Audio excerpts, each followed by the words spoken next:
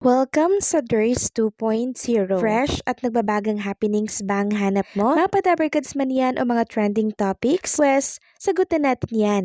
Kaya naman isubscribe nyo na ang ating channel para sa mga nagbabagang balita everyday.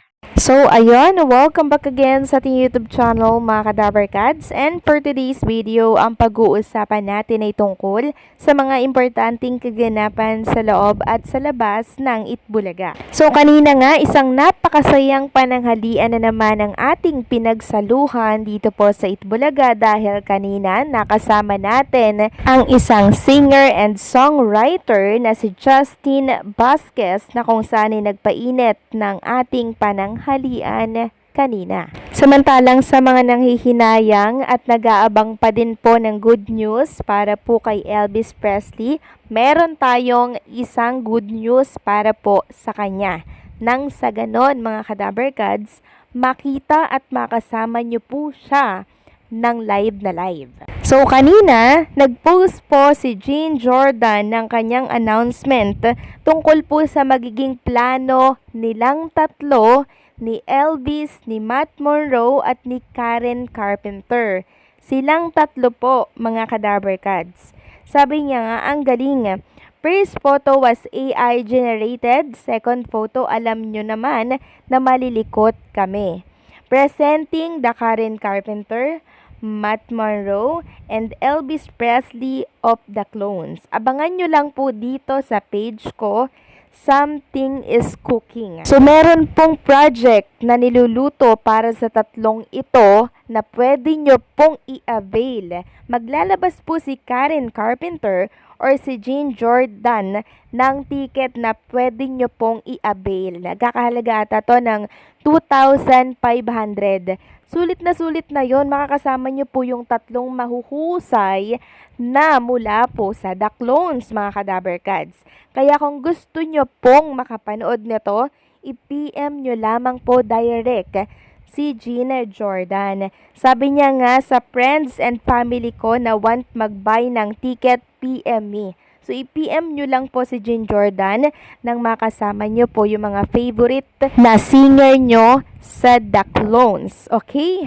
Kasi until now, mga Kadabarkads, ang dami pong nagpoprotesta at katunayan po niyan, meron pong sumulat sa TVJ para ibalik po itong si Elvis Presley at sinend niya rin po yon sa atin. Sabi po ni Ma'am Natalie Mayonte, Dear Itbulaga TBJ, we first would like to thank you for giving us non-stop joy and laughter every day.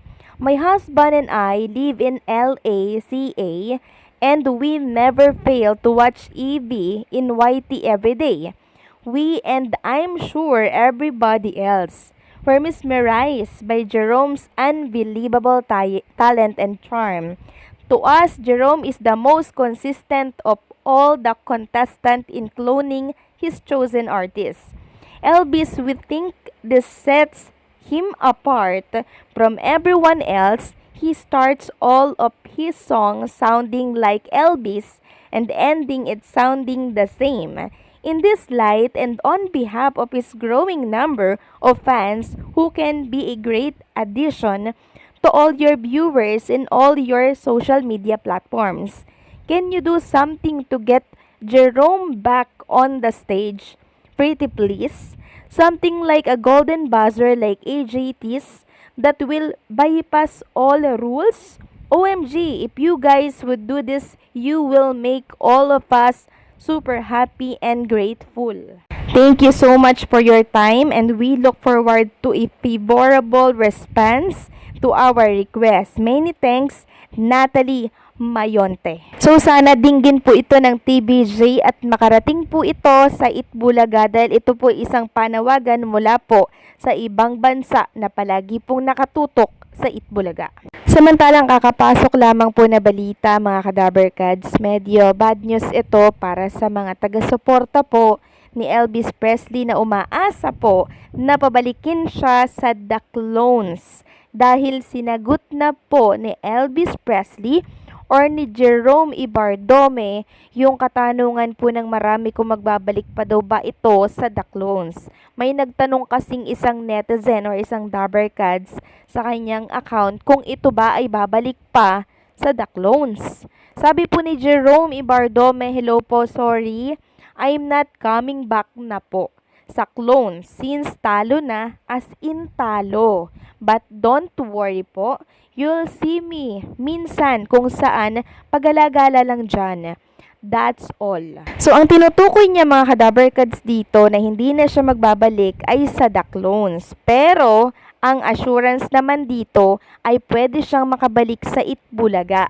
Pinakalma niya dito mga Kadabbercads, so, but don't worry po, you'll see me minsan kung saan pagalagala lang dyan. Ibig sabihin, pupunta siya sa Itbulaga.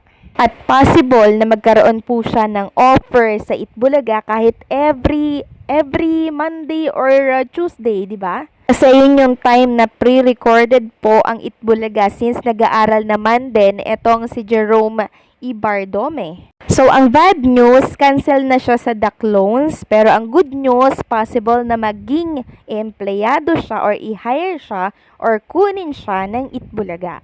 Kasi hindi po yan papakawalan ng Itbulaga lalo na kung may talento. Hindi yan papakawalan bagkos. Papasikatin po yan. Katulad na lamang ng mga singing queens natin, di ba?